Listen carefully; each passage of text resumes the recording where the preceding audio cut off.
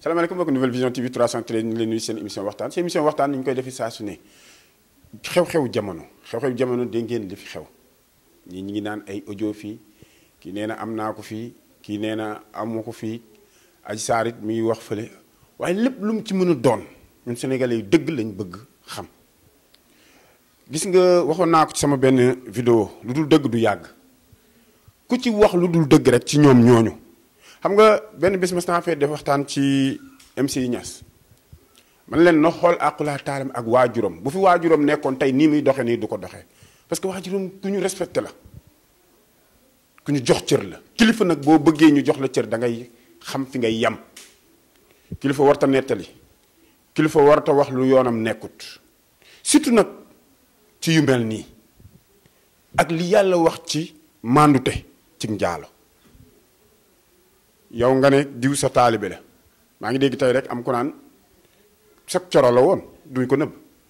man moom dama lay man ci digg bi laay wax ab gelam la woon loolu lañ wax mais léegi yooyu yëpp bu fekkee yooyu dañ ko dajale ku ci nekk lan ana dëgg ji ñuy wër ci kan la ne gis nga su ngeen jàppee ne yéen da ngeen di nax sénégalais yi wala da ngeen di jàpp ne sénégalais yi ay dof lañ sénégalais yi du ñu dof 17 millions sénégalais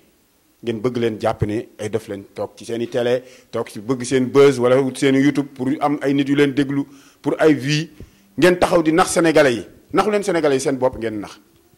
surtout yow MC Niass laay wax man su may wax du ma làq-làqal kenn waaye nag heureusement man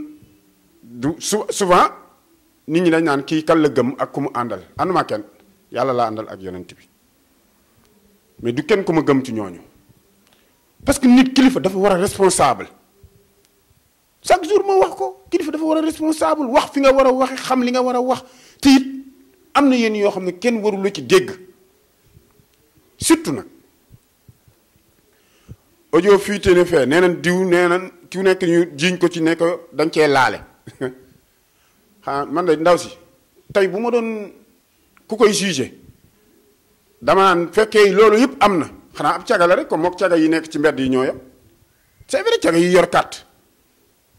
non am na loo xam ne mënul nekk su fekkee nag lu nekk la parce que dara leeruma ci ay wax lañ ñuy wax rek ku ci nekk di wax waxkat boobu moom xam ngeen waxam chaque jour ma wax leen ko ne leen ab fenkat la du waxkatu dëgg Baara Ndiaye chaque jour ma wax leen ko te di ngeen firnde yi dina ñëw ci kanam ngeen xam ne du waxkatu dëgg te wallaahi bis bu ko woowoon tey du wax ne lii laa am wala lii laa yoro wala fii laa ko dégg day fen rek waaye nag ngeen maytu waxkat yi ak yéen ñi nekk ci réseaux sociaux yi ku ci nekk di ratatati xool leen seen diggante ak seen borom su ngeen ko defee rek di ngeen noppalu